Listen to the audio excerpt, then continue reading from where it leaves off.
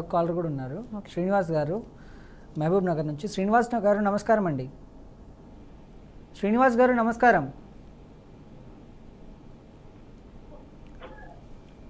శ్రీనివాస్ గారు నా మాటలు వినిపిస్తున్నాయండి? హలో శ్రీనివాస్ గారు చెప్పండి.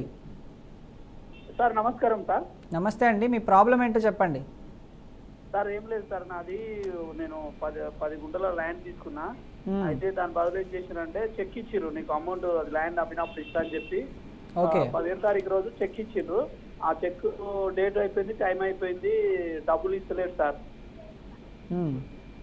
డబ్బులు ఇవ్వడం లేదు. అడిగితే అది అంటుండు రేపు ఎల్లుండి అంటుండు, సతాయిస్తుండు అట్లా. అదే చెక్ బౌన్స్ ఎట్లా చేయాలో తెలియదు సార్, కొద్దిగా చెప్తారని.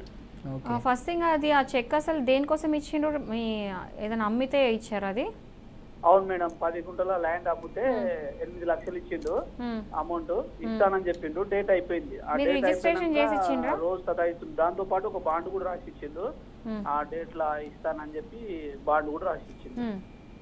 మీరు రిజిస్ట్రేషన్ చేసి ఇచ్చిండ్రా ప్రాపర్టీది? మేడం మీరు రిజిస్ట్రేషన్ చేసి ఇచ్చారా? ఆయన పేరు మీద రిజిస్ట్రేషన్ ఉంది మేడం. మీరు డబ్బులు తీసుకోండి. ఫస్ట్ క్వశ్చన్, మీరు రిజిస్ట్రేషన్ ఎట్లా చేసి ఇచ్చారు డబ్బులు ఇవ్వనప్పుడు? అంటే డేట్ కు ఇస్తానని చెప్పి చెక్ ఇచ్చారు మేడం. నేను క్లయింట్స్ కి ఒకటే చెప్తా, నేను పబ్లిక్ కి ఎంతమంది టీవీ చూస్తున్నారు ప్రతి ఒక్కరికి ఒక్కటే సజెషన్ నేను ఇచ్చేది, అమౌంట్ మొత్తం ముట్టంది ఎట్టి పరిస్థితుల్లో సేల్ డీడ్ చేయొద్దు, రిజిస్ట్రేషన్ చేయకూడదు, పోస్ట్ డేటెడ్ చెక్స్ యాక్సెప్ట్ చేయొద్దు. ఎందుకంటే ఇట్లాంటి ప్రాబ్లమ్సే ఉంటాయి. వాళ్ళు ఇస్తా అంటారు, ఇవ్వరు. తెలిసిన వాళ్ళైనా సరే, సొంత వాళ్ళైనా సరే, ఎవరైనా సరే ఒకసారి చెక్ ఇచ్చినప్పుడు చెక్ అమౌంట్ మొత్తం క్లియర్ అయిన తర్వాతనే అదే రోజు రిజిస్ట్రేషన్ పెట్టుకోండి. అంతేగాని ఎప్పుడో చెక్ మనీ ఎప్పుడో ఇస్తా అని చెప్పి ముందే రిజిస్ట్రేషన్ చేసి ఇస్తే ఆ తర్వాత ఇప్పుడు కోర్టు చుట్టూ ఇలీగల్ నోటీసుల చుట్టూ తిరగాల్సి ఉంటుంది. సో ఎవ్వరు కూడా అమౌంట్ ముట్టండి, రిజిస్ట్రేషన్ చేసి ఇవ్వద్దు. సో మీ క్వశ్చన్ వచ్చేసరికి ఏంటంటే, మీరు రిజిస్ట్రేషన్ ఇచ్చిన తర్వాత మీకు కన్సిడరేషన్ అమౌంట్ ఇవ్వలేదు. సో మీకు 2 దారులు ఉంటాయి. ఒకటి ఏంటంటే, ఫస్ట్ చెక్ బౌన్స్ కేసు వేయాలనుకుంటే ఫస్ట్ మీరు చెక్ వెళ్ళి హానర్ చేయండి. అది డిస్హానర్ అయిన తర్వాత అక్నాలజ్మెంట్ ఏదైతే ఉందో ఆ అక్నాలజ్మెంట్ తీసుకొని వచ్చేసి డేట్ వేసి ఇవ్వాలి.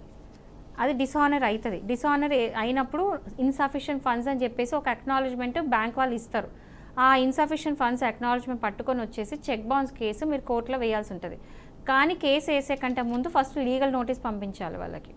ఎవరైతే మీరు అమౌంట్ అయితే మీకు ఇవ్వట్లేదో వాళ్ళకి లీగల్ నోటీస్ ఏమైనా పంపించాలంటే, చెక్ బౌన్స్ అయింది, ఇట్లా మీరు డబ్బులు వేసినాం, ఈ అక్నాలజ్మెంట్ వచ్చింది, సో మీరు ఈ 15 డేస్ లోపల అమౌంట్ అనేది తిరిగి వేయండి అని చెప్పేసి ఒక లీగల్ నోటీస్ పంపించాలి. దానికి వాళ్ళు రెస్పాండ్ అయితే ఓకే. ఒకవేళ రెస్పాండ్ కాకపోతే అప్పుడు section 138 of negotiable instruments act ప్రకారం మీరు కేసు అనేది వేయాల్సి ఉంటుంది, చెక్ బౌన్స్ కేసు. ఇది ఒకటి. ఇంకోటి ఏంటంటే, మీకు కన్సిడరేషన్ అమౌంట్ అంటే ఏదైతే మీరు రిజిస్ట్రేషన్ చేసి ఇచ్చిండ్రో, ఎంత అది 10 గుంటలకు ఏదైతే రిజిస్ట్రేషన్ చేసి ఇచ్చారో దానికి కన్సిడరేషన్ అమౌంట్ అసలు ఇవ్వలేనప్పుడు మీరు ఆ రిజిస్ట్రేషన్ అనేది చెల్లదు. సో దానికి ఏం చేయొచ్చు అంటే, క్యాన్సిలేషన్ ఆఫ్ సేల్ డీడ్ చేసుకోవచ్చు. అంటే మీరు ఏదైతే రిజిస్ట్రేషన్ చేసి ఇచ్చిండ్రో అది క్యాన్సిల్ చేయండి అని చెప్పేసి ఆ కేసు కూడా వేయొచ్చు.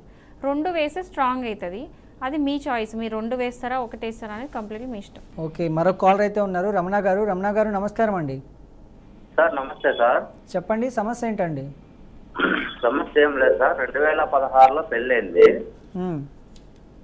పెళ్ళైన 6 months నుండి చిన్న చిన్న సమస్యల వల్ల గలాట ఇంట్లో. ఓకే. అయిన తర్వాత 2 నెలల తర్వాత ఏం జరిగిందంటే, వాళ్ళ ఫాదర్ గాన అంటే నీకు వచ్చే ఆస్తి కానీ భాగం పెట్టరా ఇట్లా అని ఇది చేసి ఇది చేస్తున్నారు సార్. గలాట పడిన తర్వాత ఏమైందంటే, మా తమ్ముడు ఇది చేసి అర్చలోపు ఏం చేసా ఆ పాపకి కంప్లైంట్ ఇచ్చింది. మీ తమ్ముడు ఏం చేశారండి? మా తమ్ముడు వచ్చి మెడికల్ రిపోర్ట్ సార్. ఆయన ఏం చేశాడు? ఏం చేయలేదు సార్, ఊరికే కొట్టినాడని కేసు పెట్టినాడు సార్. ఓకే. పేపర్ కేపిచ్చి న్యూసెన్స్ అయితే క్రియేట్ చేసినారు. చేసిన తర్వాత మళ్ళీ అక్కడ సిఏ గారు కానీ ఏం చేశారంటే, ఎందుకు చిన్న చిన్న సమస్యల వల్ల ఎందుకని చెప్పి అప్పుడున్న సిఏ కాంప్రమైజ్ చేసి పంపించినారు సార్. పంపించిన తర్వాత మళ్ళీ 6 months మళ్ళీ ఏం చేసింది, వాళ్ళ ఫాదరే వచ్చి చంపేసినారని మళ్ళీ 2వ సారి కూడా కంప్లైంట్ ఇచ్చినారు సార్. మళ్ళీ కూడా ఆర్సీ పంపించినాడు అప్పుడున్న సిఐ 2 సార్లు కూడా. మేము ఇంకా ఎన్నిసార్లు పంచాయతీ చేసినా కాదనేసి మేమే కోర్టుకు డైవర్స్కి అప్లై చేసినాం సార్. చేసిన తర్వాత అమ్మాయి అంటే జాబ్ చేస్తానది, జాబ్ కూడా వదులుకుంది. ఎందుకంటే ఈ మెయింటెనెన్స్ డబ్బులు వస్తాయనే ఉద్దేశంతో వదులుకునింది. ఇప్పుడు మెయింటెనెన్స్ నెల 10,000 కట్టమని వచ్చింది సార్. వచ్చి 1 year అయింది. ఇప్పుడు డైవర్స్ది ఇది కాకుండా అడ్వకేట్ గారు 2 కౌన్సిలింగ్ ఇస్తామని చూస్తున్నాం సార్. అది ఈ కౌన్సిలింగ్ లో కూడా కావడం లేదు. నెక్స్ట్ ప్రొసీజర్ ఎట్లా అండి సార్ దానికోసం? అదే సార్. అయితే ఇప్పుడు మీకేం కావాలండి?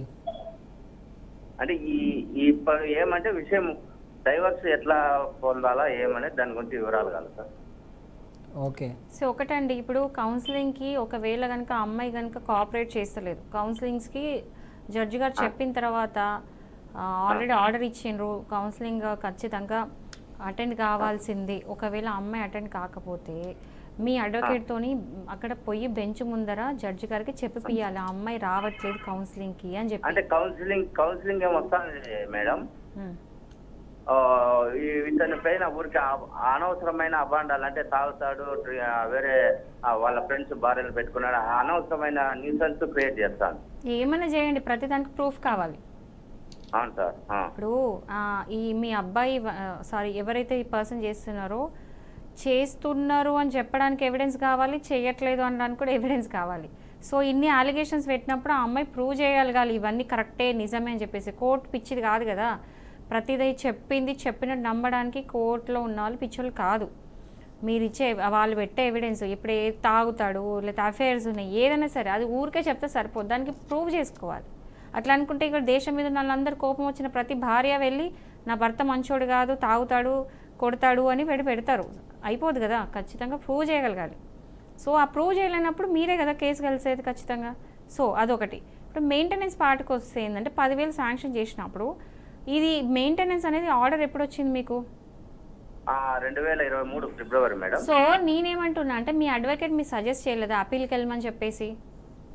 చేయలేదు మేడం, చేయలేదు. అప్పీల్కి ఇప్పుడు 10,000 ఎందుకు ఇవ్వాలి? ఇప్పుడు ఆ అమ్మాయి ఇప్పుడు రీసెంట్గా సుప్రీంకోర్టు జడ్జిమెంట్స్ కూడా చాలా వచ్చాయి. ఏంటంటే ఒకవేళ అమ్మాయి కనుక జాబ్ చేయకపోయినా సరే కానీ ఒకప్పుడు జాబ్ చేసి ఉండి జాబ్ చేసే కెపాసిటీ ఉండి అంత అర్హత ఉంటే కనుక మెయింటెనెన్స్ ఇవ్వాల్సిన అవసరం లేదని సుప్రీంకోర్టు చెప్తుంది.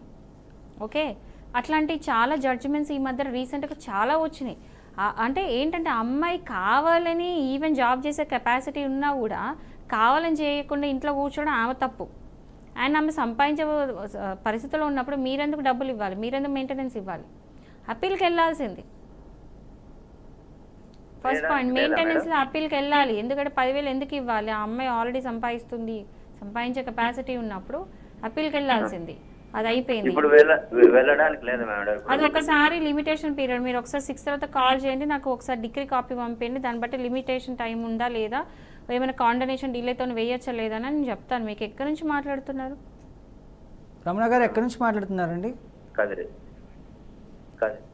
ఓకే.